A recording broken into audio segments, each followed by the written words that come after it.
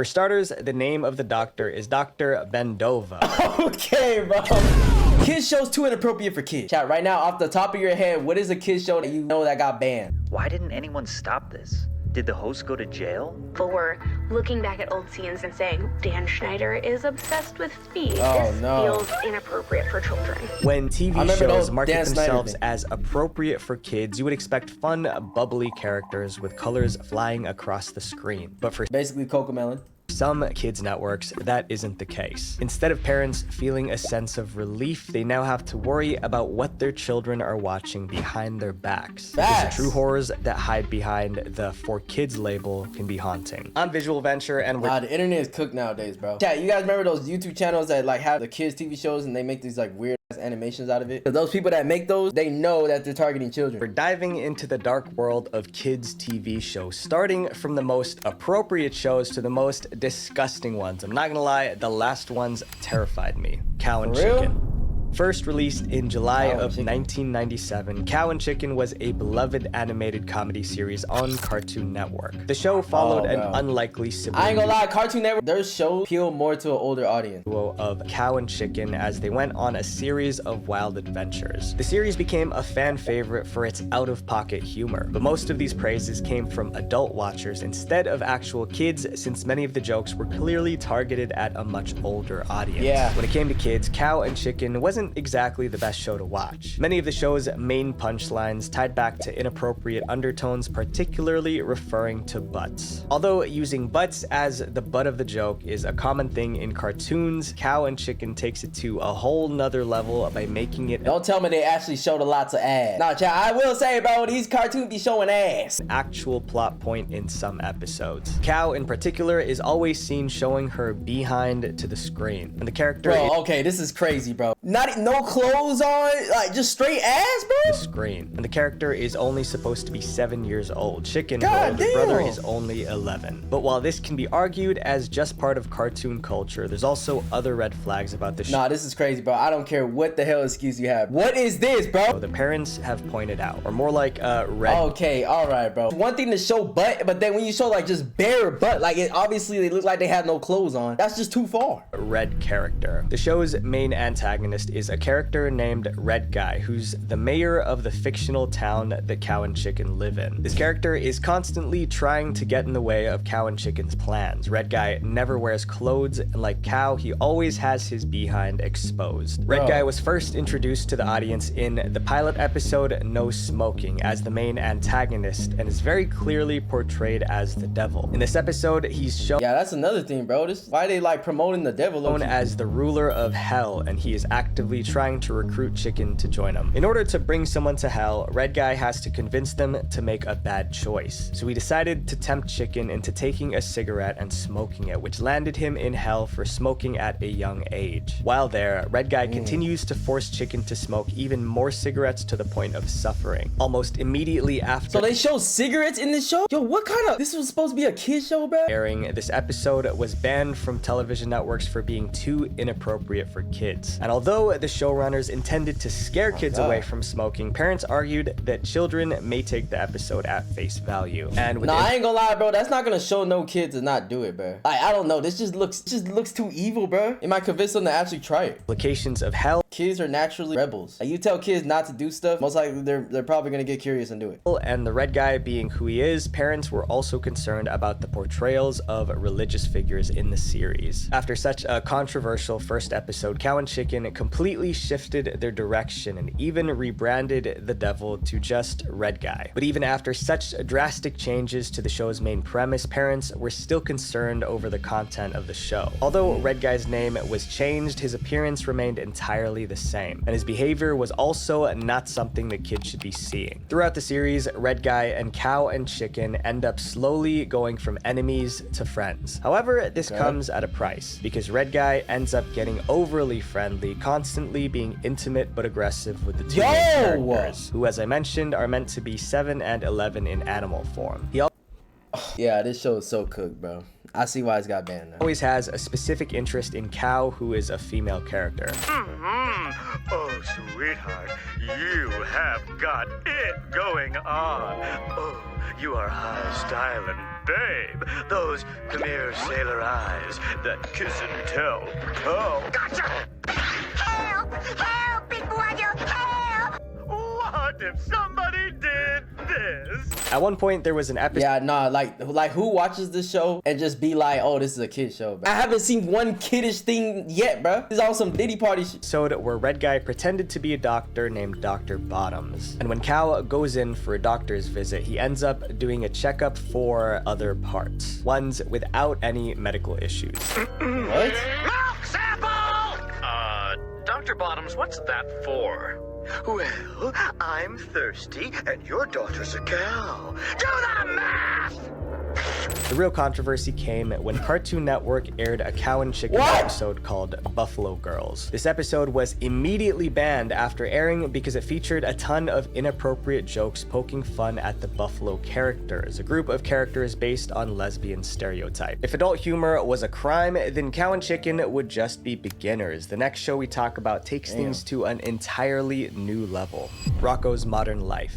There are a few kids shows that compare to the amount of innuendos that Rocco's Modern Life has. This American animated... So far, I haven't watched the first 2 cartoons, chat. And I know you guys haven't either, bro. No way, if I haven't seen it, I know damn well you haven't seen it. Don't be trying to act like you guys are old and you know what these cartoons are. Shut up. Series follows the lives of an Australian wallaby named Rocco and his group of eccentric friends. The show first aired on Nickelodeon on September 18th, 1993 and ran for 3 years until November 1996. Despite being a kid's show, Rocco has gained a cult following for its adult humor. In almost every episode, an inappropriate topic is being referenced, whether as a joke or right out in the open. Like this scene where Rocco is working at a risque phone hotline. Oh baby, oh baby, oh baby. Rocco? Mrs. Bighead? Or this one scene where Rocco and Heifer Wolf visit a no-tell motel together. And judging by the hotel clerk's words, there's clearly a picture that they're trying to paint here. Ones the kids should not be seeing. Won't have room for another 20 minutes. You wait? Oh, we have premature departure. You can have room now. How long you want? Just till tomorrow. All night? Okay. Oh, no.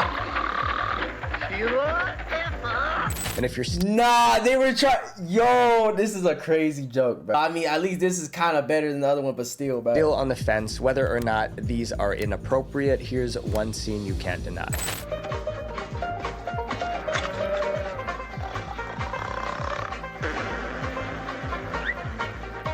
What is he about to do with the... Bro.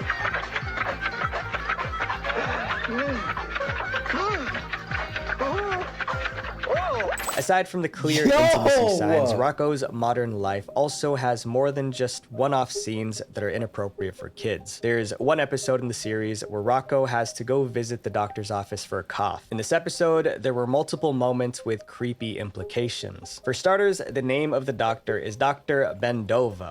Okay, bro. Yeah. Creepy implications. For starters, the name of the doctor is Dr. Bendova. Dr. Bendova is crazy, bro. No. These creators know exactly what they're doing. Which, if you couldn't tell already, is a play on words. The doctor examines Rocco's ear to find a naked statue inside. I can't even lie, chat. That's funny, bro. That's just funny as hell, but like, yeah, it's not supposed to be the kid's show. And to help cure him, Dr. Bendova prescribes a medication that ends up making Rocco feel more ill, hallucinating even. The shocker, though, is that the audience soon finds out that Dr. Bendova wasn't even a real doctor at all. He was revealed to be a mental patient, meaning that Rocco essentially took unprescribed medication. While Rocco's Modern Life may be riddled with these types of messages, this next show is just straight up graphic. Before we talk about this insane show, I want to thank Happy Tree Friends Stimpy Show. When it comes to classic American cartoons, the Ren and Stimpy Show is a household name. Years ago, when it was still running, it was one of the most popular titles when it came to children's entertainment. But as the kids grew up into adults, they soon began to realize that their beloved kids cartoon is actually a lot more messed up than they thought. Yeah, I remember watching this. I mean, I didn't watch the show, but if you guys are really OG, one of the first videos that blew up on our channel was watching Sus Cartoon Moments, and this show came up so many times, bro. The Ren and Stimpy Show first aired in August of 1991 on on Nickelodeon and featured two emotionally unstable characters, Ren and Stimpy, who embarked on a series of unpredictable adventures together, all while battling their behavioral issues. As they embark on journeys, they encounter terrifying scenarios like this one scene where a jester uses a cheese grater on his own arm and then adds literal salt to the wound. Bro. Oh my god. This Why, dude? Why would I want to see this as a kid? is just the tip of the iceberg. Not only are I'm like cringing right now, bruh. some episodes highly graphic, but there are also jump scares throughout the series. The main characters are also absolutely deranged, as seen through their behavior in the show. And some of the actions they do are so disturbing that people have said it still bothers them to this day, years after. The most notable example of this is a scene where Ren takes pliers and pulls out all of his teeth, including the nerve endings attached to them. Even as an adult, watching back the scene is still unnerving, pun intended. It seems like time and time again, the characters on the show seem to put themselves in situations that end up getting them hurt. That's what I'm saying, bro. And then like kids are so gullible, chat. They might think shit like this is funny, you know what I'm saying? Because they're watching it, they're like laughing and not really looking like they're hurt. Naturally, the Ren and Stimpy show also provided their intimate content to children. Some fans of the show have defended it, saying that it was never meant to be a kids show. But regardless of whether it was meant to be for kids or not, many children did end up watching it. But while Ren and Stimpy seem to rain havoc on themselves, wait, was that show on something though? Like, was it on Cartoon Network or something? Because if it's on a platform where a lot of kids watch, and it doesn't matter like what people try to defend it, it's still like was on a kid's show. Other animated characters act out by doing unspeakable things to others. Invader Zim. Invader Zim is considered one of the most Okay, I do remember this kind of. And there was a lot of sus scenes in this show. I know that for sure. Controversial sci-fi kids cartoons ever released, despite winning multiple awards. Its pilot episode premiered on Nickelodeon on March 1st, 2001, and the show ran for only 2 seasons before being canceled by the network. This is a show that I personally used to watch. The show follows an extraterrestrial by the name of Zim, who has made his way to Earth with every plan to conquer it and take over the human race. Considering the plot, it's obvious that Zim does not consider human beings to be on his level. But his true feelings about the human race are much more disturbing, and you can tell by his actions throughout the show. On April 20th, 2001, just 4 episodes in, Invader Zim labeled itself as one of the creepiest kids shows to ever air on TV after releasing the infamous episode called Dark Harvest. In the second segment of the episode, Zim gets a case of head pigeons, which is a disease that causes pigeons to nest on your head. To get treated for the disease, he needs to visit the nurse. But Zim knows that if she does any tests on him, she'll find out that he's not human, but an alien. So to hide his true identity, Zim goes around the school in search of human organs to replace his own. But these organs aren't just lying around. He has to extract them from the kids at school. Zim goes around taking organs. Okay, yeah, that's crazy, bro. See, I don't remember details like this, but like I said, I do remember it being weird. And replacing them with everyday objects like hall passes or school supplies. And in an attempt to replace them, he would eat them so that they would be found in his stomach. No way. You've gone too far. You're a hideous blob of stolen organs. I've been working out. Ew. Oh yeah, this is crazy. Oh no. Bro, I'm literally getting grossed out right now, bro. I should not be getting grossed out watching a kid show. In another episode called Bestest Friend, Zim quite literally takes a machine and uses it to pluck out the eyes of another student so that he can replace them with mechanical ones. The show also uses real-world incidents as plot lines, like in an episode called Plague of the Babies, where a bunch of baby-like beings were being mass abducted. So far, we focused on cartoons, but with live-action shows, real kids are the ones suffering the consequences. Live-action Nickelodeon shows.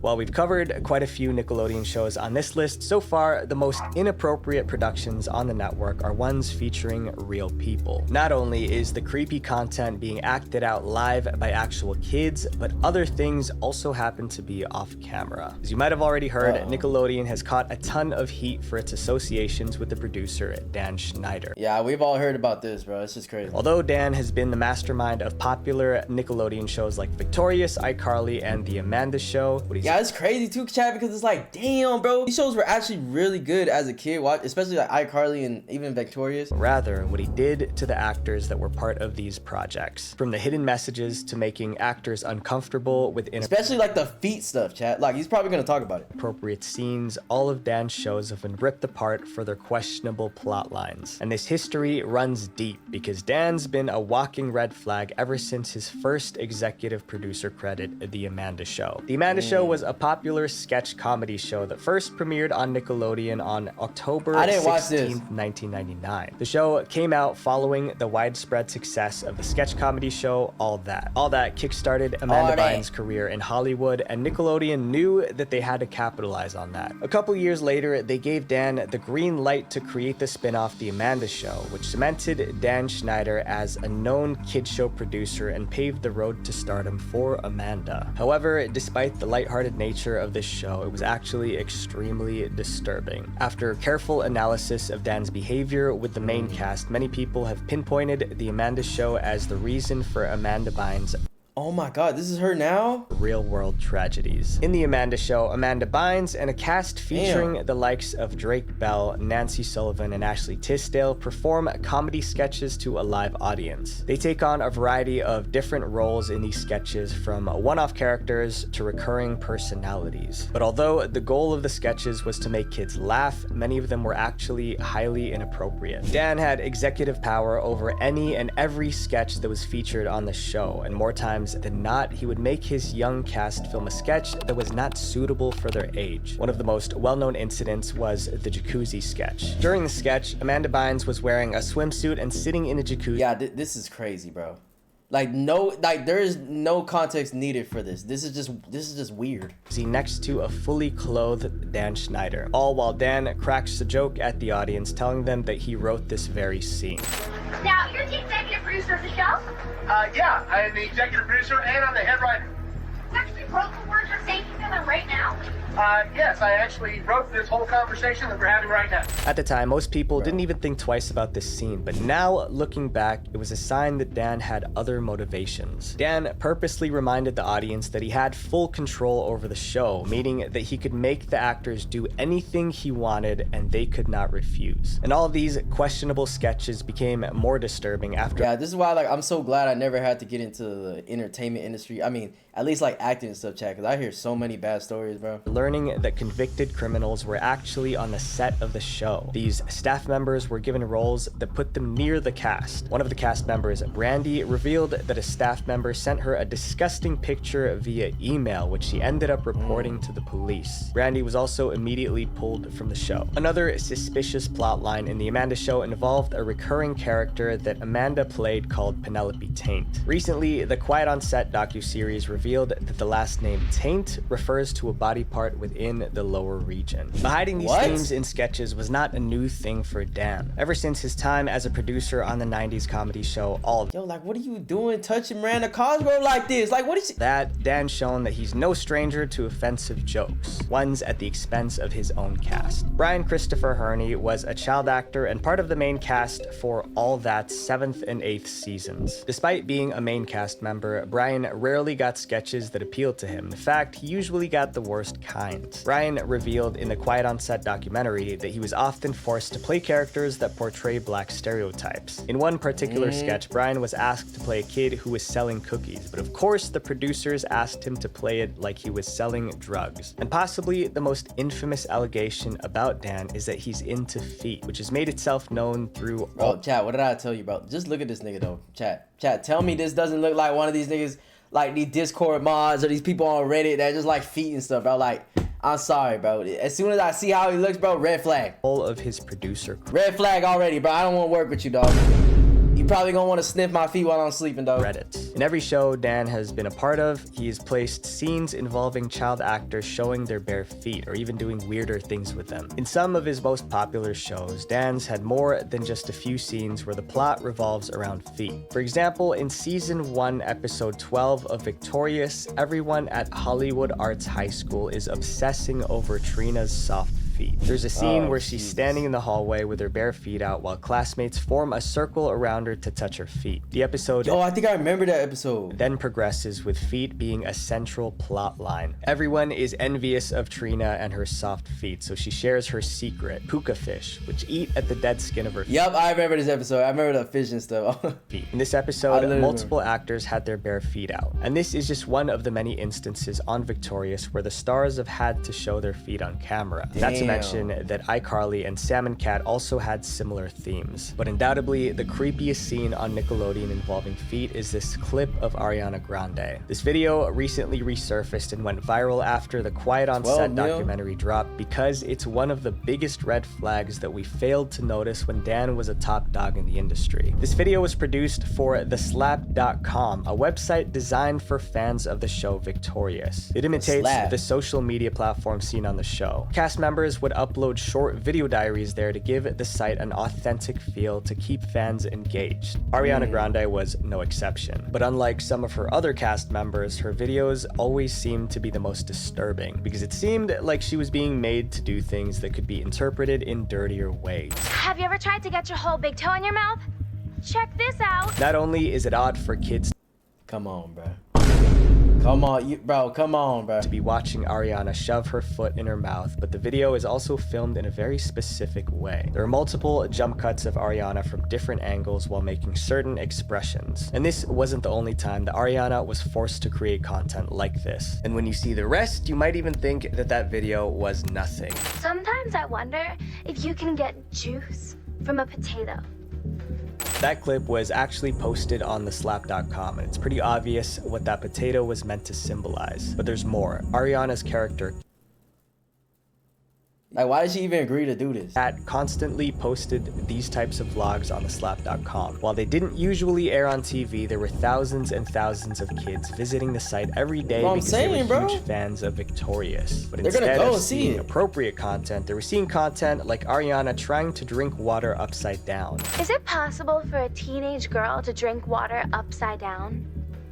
And these are just a few of the countless Like, what the Like, who thought of these ideas and said it was okay? examples. With Dan having been a part of almost all of the most popular kids shows from the last 20 to 30 years, it's almost impossible for a kid to have not seen some of his work. But while Dan may have pulled the strings behind the scenes, some are openly disturbing while the cameras are rolling. Just like Mom. Just Like Mom was the go-to entertainment for kids and families in suburban Canada in the 1980s. This game show hosted by Fergie Ulver featured kids and their mothers as they tried to match each other's answers to a series of questions. The show aired on CTV from 1980 to 1985 with a total of 595 episodes. The first round of the show started with Fergie interviewing the kids, asking them questions about their mom and seeing just how much they knew about her. But things got concerning because Fergie would Chat, be honest, if somebody gave you a whole quiz, a whole test on your parents, whether it was your mom or your dad, would you get all the answers right? get a little too up close and personal with the contestants, and not just through the questions. Can I have a hug and a kiss? Yes. I can't have one? Even if I say and whisper in your ear that Allison, you're gonna win the show? Fergie would go as far as to straight up kiss contestants while they— Oh shit, what, bro? At first I thought that was her dad, but that's not. That's the guy that's doing the game show, and he really asked that, bro. They were answering questions, all without asking for permission from them or their parents. It even got to the point where— And their parents didn't crash out? Their parents didn't crash out and sock him? Fergie openly admitted his desire— Oh, hell no. Yo, chat. Honestly, bro, if a nigga tried this, bro, and that was like my daughter or something, bro, I'm going to jail. to marry one of his contestants. Meanwhile, his wife was co-hosting the show and said nothing about it. Fergie did this to almost every contestant that went on his show. Their mothers were on set too. Yo, like, why is he so close, dude? Did this to almost every— Oh, I hate people that like contestant. Bro, like, he has his arm all around him, like, right next to him. Yo, are you the parent, bro? Shame on you, dude. Like, you're dumb as fuck. Went on his show. Their mothers were on set too, since they had to participate in the second round, but few— Bro, look, she looks at her mom for help. Like, Hey, Mom, you gonna do something? You could do anything with all the cameras on them. Unfortunately, Fergie had made this the new norm for Just Like Mom. No one in the audience, staff, or even his own wife seemed to question what he was doing, so nothing much was done. And the show kept running, although Fergie eventually stepped down. Fortunately, things changed dramatically. Bro, no amount of money equates to just being completely embarrassed on live on TV and getting your child basically assaulted on live TV, bro. After he was no longer the host, and it doesn't seem like any action was taken against him. But Fergie, my friends, is still far from the worst. That honor goes to Ron William Brown, the most revolting child show host ever. Joy Junction. Joy Junction was a Christian-themed game show featuring a ventriloquist named Ron Brown and his puppet Marty. The show had kid contestants participate in a series of challenges, do a wide variety of different religious activities, and learn lessons from the Bible. Joy Junction aired on TBN in the mid-1980s. But don't let the name fool you, because there was nothing... Yeah, I was about to say, from just the name and the description, it looks like it should be a good show, but obviously it's not, and let's see why. ...joyful about the show. In fact, it was much more sinister than anyone could have ever imagined. At first glance, the only creepy thing about the show may have just been the creepy design. Nah, this doll is creepy, bro. This reminds me of Goosebumps, chat. Like, there's like a part of Goosebumps that had like the doll and stuff, bro. That reminds me of. Imagine. At first glance, the only creepy thing about the show may have just been the creepy design of the puppet, but if you take a closer look at how Ron interacted with the kids, you might find it a little more unsettling. Ron would host weekly gatherings with the younger cast members at his trailer park home. These were his so-called